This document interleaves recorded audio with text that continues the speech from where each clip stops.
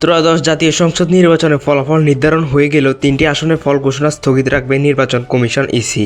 আদালতের আইনি বেড়াজালে আটকে পড়া এই তিনটি আসনের ভাগ্য জুড়ে আছে এক অনিশ্চিত সিদ্ধান্তের উপর। চূড়ান্ত জয় পরাজয় নির্ধারিত হয়ে যাওয়ার পরেও আইনি বাধ্যবাধকতার কারণে এখনও বিজয়ের নাম ঘোষণা করতে পারছেন না কর্তৃপক্ষ।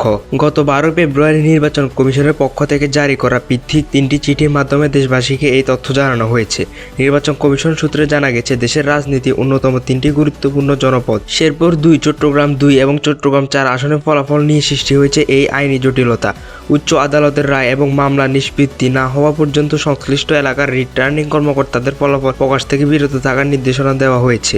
ঘটনার সূত্রপাত ঘটে মূলত উচ্চ আদালতে দায়েরকৃত কয়েকটি রিট পিটিশন এবং আপিল বিভাগের আদেশের মধ্য দিয়ে। নির্বাচন কমিশনের পক্ষ থেকে চট্টগ্রাম 4 আসনের জন্য যে চিঠিটি ইস্যু করা হয়েছে সেখানে এক নাটকীয় পরিস্থিতির কথা উঠে আসে। চিঠির ভাষ্য অনুযায়ী চট্টগ্রাম 4 আসনের প্রার্থী মোহাম্মদ আসলাম চৌধুরী ত্রয়োদশ জাতীয় সংসদ নির্বাচনে প্রতিদ্বন্দ্বী প্রার্থী হিসেবে অংশগ্রহণের সুযোগ পেয়েছিল। তিনি নির্বাচনের অংশ নিলেও এখন তার জয়ের মুকুট পরা বা ফলাফল জানার পথে বাধা হয়ে দাঁড়িয়েছে একই মামলার চূড়ান্ত নিষ্পত্তি। নির্বাচন কমিশনার স্পষ্ট জানিয়ে দিয়েছে, আপিল বিভাগে দায়েরকৃত ওই মামলার চূড়ান্ত রায় না আসা পর্যন্ত মোহাম্মদ আসলাম চৌধুরীর নির্বাচনের ফলাফল স্থগিত রাখার আইনগত বাধ্যকতা রয়েছে। ফলে 281 নম্বর নির্বাচন এলাকায় চট্টগ্রাম 4-এর জনতাকে এখন চাতক পাখির মতো তাকিয়ে থাকতে হবে উচ্চ আদালতের দিকে। একই ধরনের পরিস্থিতি বিরাজ করছে চট্টগ্রাম 2 আসনেও। 279 নম্বর এই নির্বাচন এলাকায় প্রার্থী হিসাবে লড়েছিল সরোয়ার আলমগীর। তার প্রার্থিতা নিয়ে আইনি লড়াই গড়েছিল দেশের সর্বোচ্চ আদালত পর্যন্ত। আপিল বিভাগের দায়েরকৃত নির্দেশনা তাকে নির্বাচনের সবুজ সংকেত দেওয়া হয়েছিল। তিনি যথারীতি লড়াইয়ে অবতীর্ণ হলেও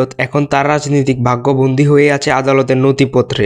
নির্বাচন কমিশনার চিঠিতে বলা হয়েছে, এই মামলাটি চূড়ান্ত নিষ্পত্তি না হওয়া পর্যন্ত আইনি কারণে সরোয়ার আলমগীরের নির্বাচনের ফলাফল স্থগিত রাখার সিদ্ধান্ত নেওয়া হয়েছে। অর্থাৎ জনরায় যাই হোক না কেন, আদালত চূড়ান্ত রায় না দেওয়ার পর্যন্ত চট্টগ্রামের এই আসনের মানুষের অপেক্ষার প্রহর ফুরাচ্ছে না।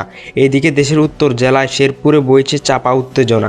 144 নম্বর নির্বাচন এলাকায় শেরপুর 2 আসনের ফলাফল নিয়ে তৈরি হয়েছে এক রহস্যময় পরিস্থিতি। সেখানে প্রার্থী মোহাম্মদ ফাহিম চৌধুরীর ভাগ্য ঝুলে আছে আপিল বিভাগের উপর। গত 3 ফেব্রুয়ারি দেওয়া আদেশের ভিত্তিতে ফাহিম চৌধুরী ভোটের মাঠে লড়েছিলেন। তবে 12 ফেব্রুয়ারি জারিকৃত চিঠিতে কমিশন জানিয়েছে, ওই মামলার চূড়ান্ত আদেশের উপরই তার নির্বাচনের ভাগ্য নির্ভর করবে। আদালতের রায় যদি তার বিপক্ষে যায় তবে নির্বাচনের সমীকরণ আমূল বদলে যেতে পারে বলে ধারণা করা হচ্ছে। সারা দেশে যখন ত্রয়োদশ জাতীয় সংসদ নির্বাচনের আমেজ এবং বিজয়ীরা উদযাপনে ব্যস্ত, ঠিক তখনই এই তিনটি আসনের চিত্র সম্পূর্ণ ভিন্ন।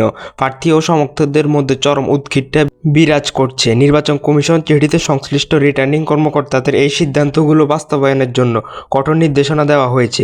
কমিশন বলছে, তারা আইনের প্রতি শ্রদ্ধাশীল এবং আদালতের আদেশ মেনেই এই স্থগিতাদেশ জারি করছে। রাজনৈতিক বিশ্লেষকরা মনে করছেন, একই সঙ্গে তিনটি গুরুত্বপূর্ণ আসনে ফলাফল স্থগিত হওয়া দেশের নির্বাচন ইতিহাসে এক বিরল ঘটনা। এর ফলে তিনটি এলাকার ভোটারদের মনে যেমন প্রশ্ন দানা বাঁধছে, তেমনি আইনি লড়াইয়ের চূড়ান্ত ফলাফল কোন দিকে মোড় নেয় তা নিয়ে চলছে বিস্তর আলোচনা। আপনার কাছে কি মনে হয়? আপনার মতামতটি কমেন্ট বক্সে জানিয়ে যান এবং আমাদের আপডেট টিভি চ্যানেলটিকে সাবস্ক্রাইব করে পাশে থাকুন। ধন্যবাদ।